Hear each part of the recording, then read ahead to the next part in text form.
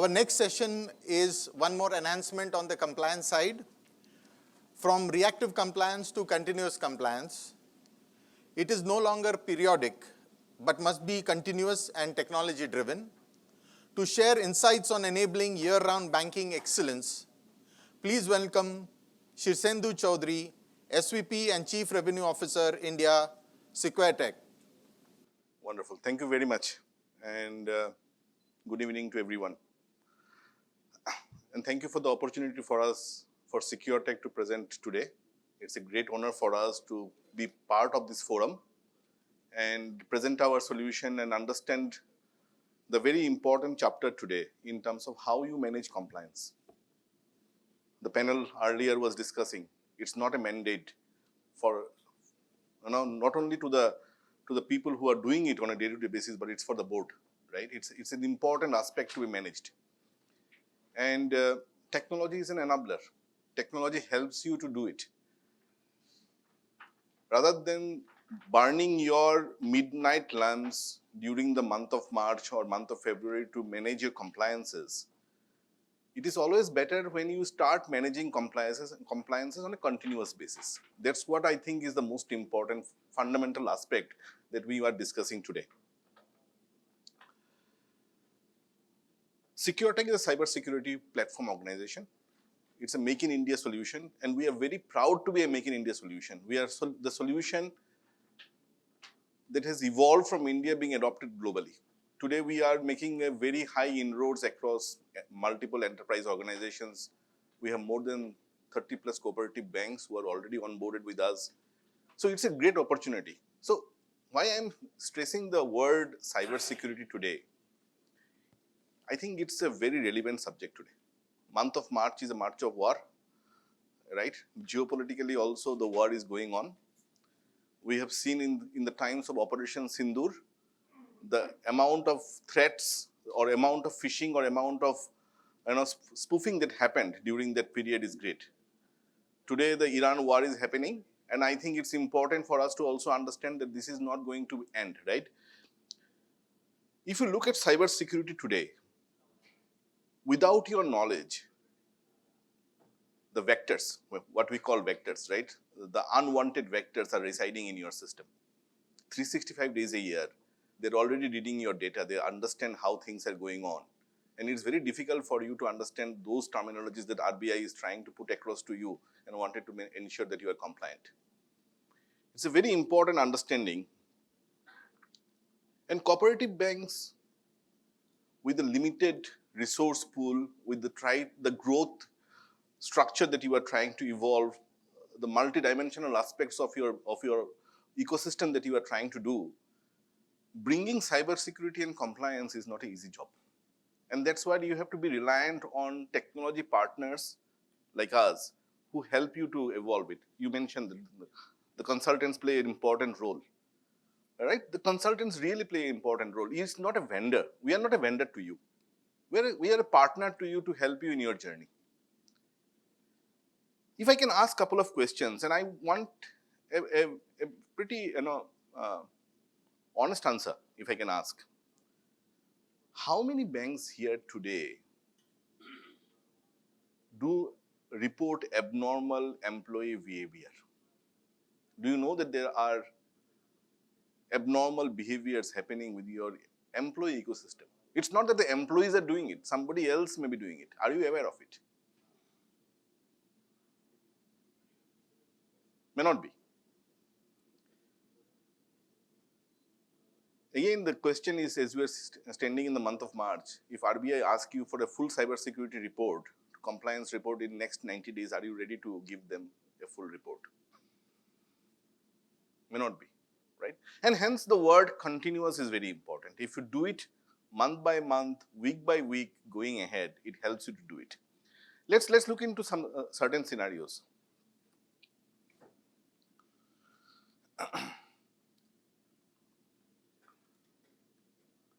Systems are not interconnected, so I have to toggle between multiple systems out here.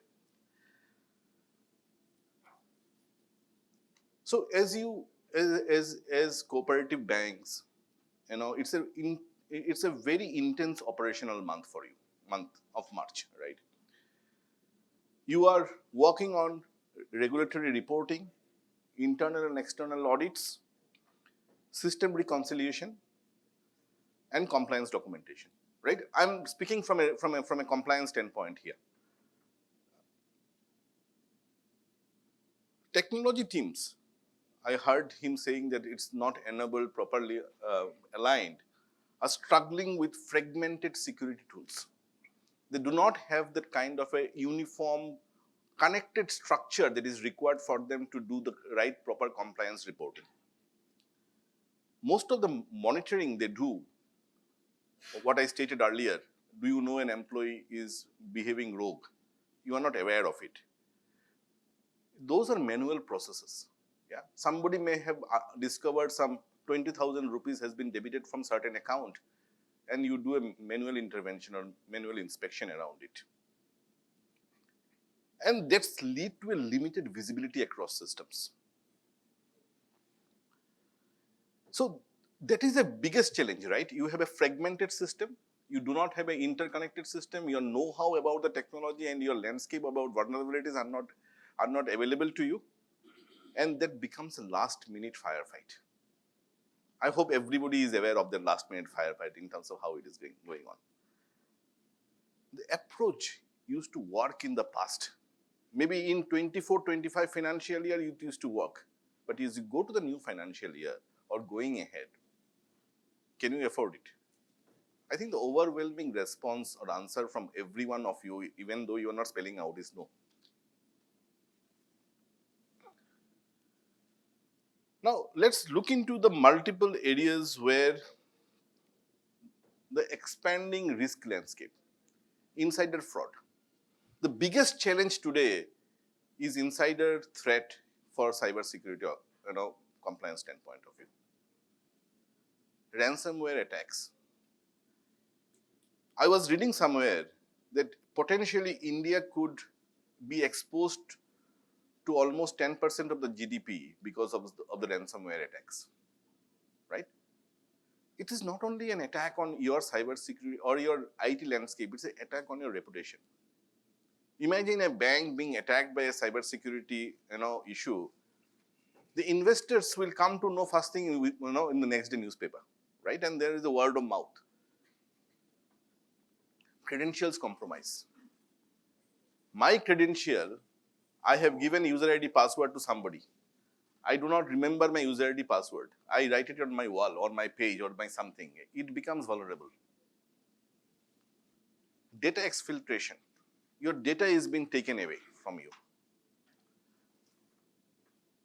right? And unauthorized system access. See, these are problems. If all of us understand, these are problems that we face on a day-to-day basis. Abnormal user behavior, compromised credentials, and misuse of legitimate access is the biggest threat any financial institution is facing today.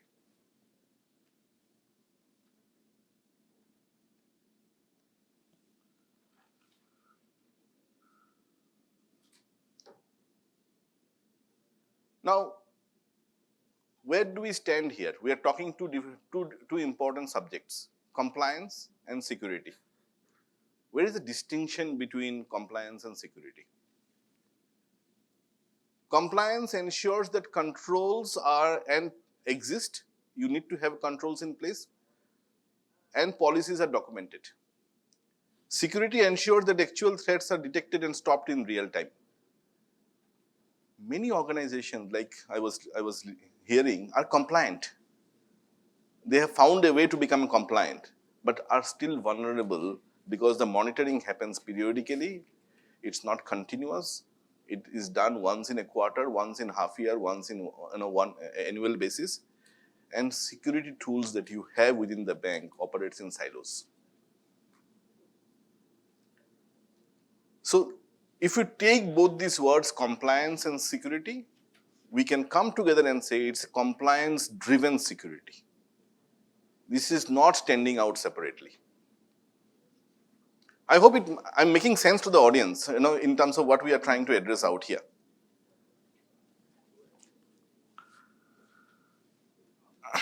Now, I touched upon this point. It's not interrupted. It's not periodic. It has to be continuous.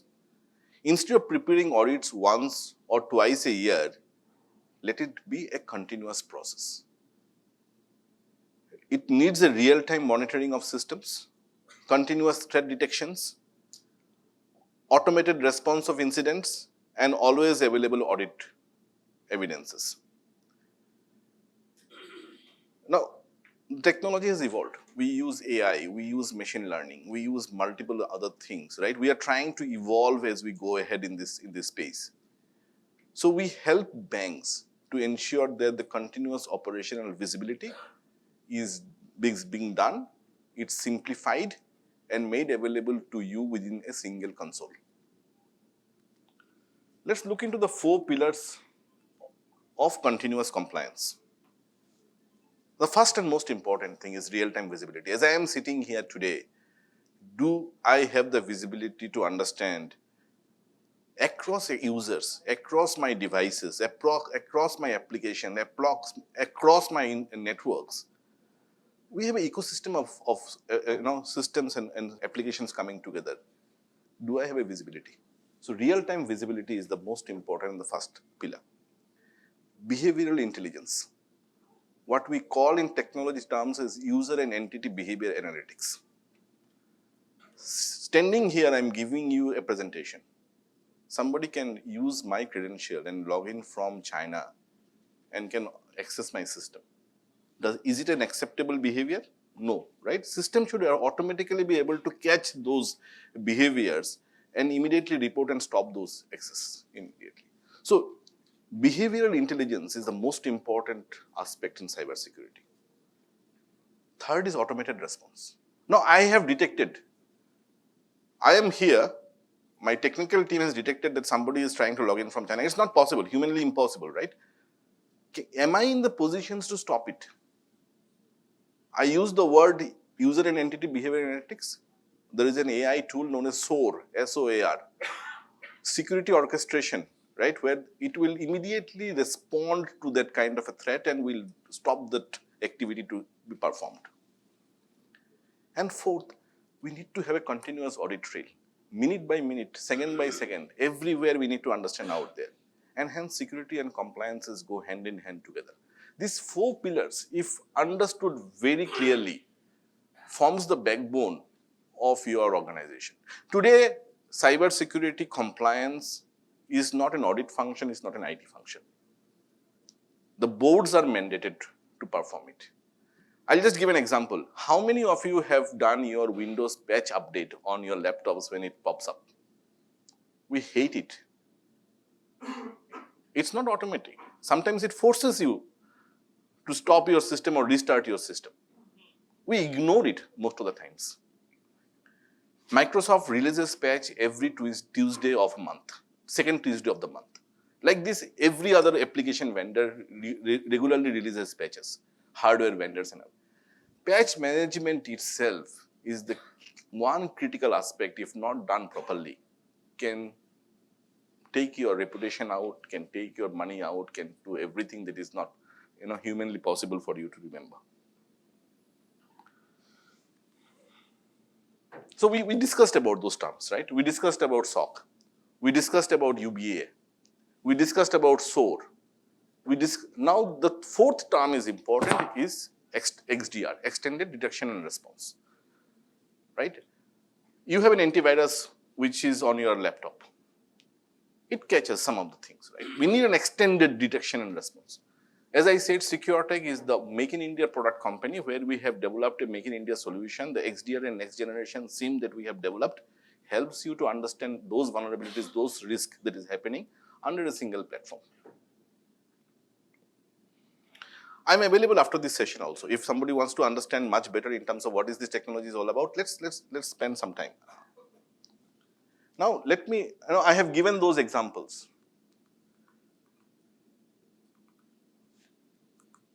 So let's understand this. This is the real life scenario. An employee logs into the system, authenticated user ID password. There is no way that you will be able.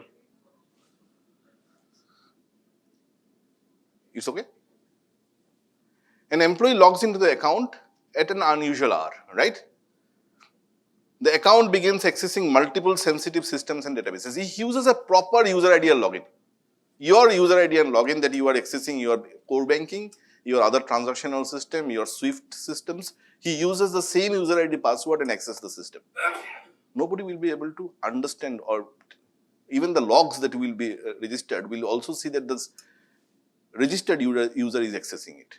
Maybe there is an anomaly, unusual working hours, right? It is the hour when you are not working.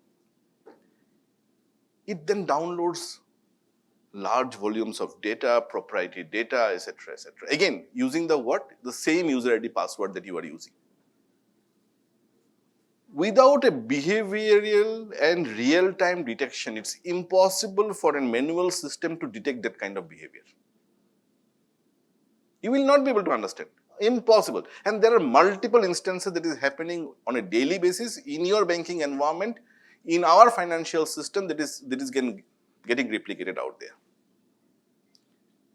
Now, this is real life scenario. Solution, you need to use the technology that we've been discussing.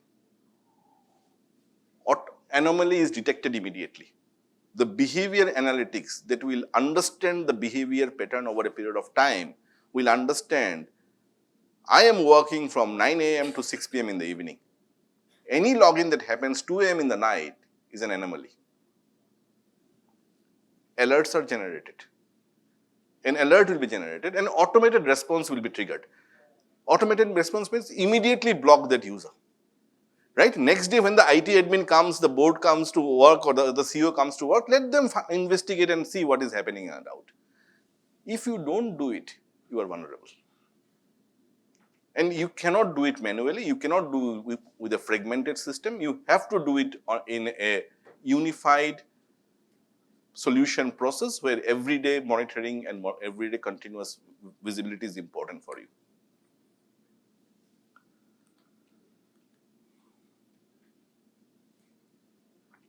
I think it's understated, right? What is the benefit of continuous compliance? Faster fraud detection, we explained, right? Even when you are sleeping, the technology be able to stop the transaction that was happening, which was anomalous. Improved in audit readiness. Your KPIs that has to be measured are available within the system. The person who is drafting it should be able to see it. The person who is approving it should be able to see it. The documentation that you are uploading it should be verifiable within the system, and it should be readily available for the auditors to come and see when these things happen. So entire audit trail is available for you to see. What happens is that it reduces the operational stress. It gives you time to do something better than you are doing a firefighting. Applies to everywhere in life, right? You may go to the next level of RBI scrutiny, right? They can see that your baseline is managed properly. You understand your governance structure properly, right? It is the next path that you need to carry. And better protection of customer data, customer protection, customer faith is the most important part where we work on. If customer loses your faith, it becomes a no game out there. So what is the practical roadmap for a bank, right? There can be thousands of areas, thousands of points that we can look at, but let's look at 4 pillars. Security visibility, behavioral intelligence, stressing the point again and again, human and entity behavior analytics, automated response, and continuous monitoring. If you do these 4 things properly, and if your tool and platform allows you to do these 4 things properly, you can be rest assured you are more or less confident around it.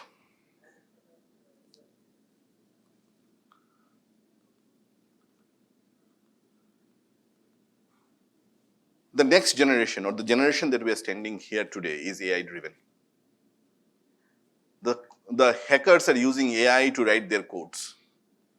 Your system should be smart enough to understand that behavior and act on it. So the next generation of banks will operate with AI driven monitoring. You need to understand AI intelligence and behavior, predictive threat intelligence. We spoke about SOAR, automated response systems, and continuous compliance frameworks.